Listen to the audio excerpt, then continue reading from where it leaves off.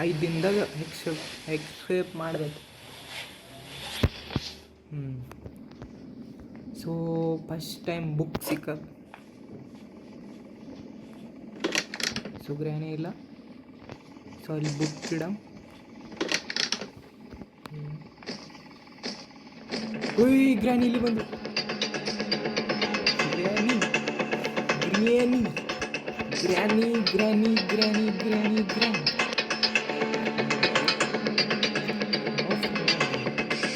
Point of picture. ಇದು gun ಮೇಲ್ಗಡೆ ತಂದು. ಸೊ ಗ್ರ್ಯಾನಿ ಆ ಕಡೆ ಹೋದಳು. ಬಾಯ್.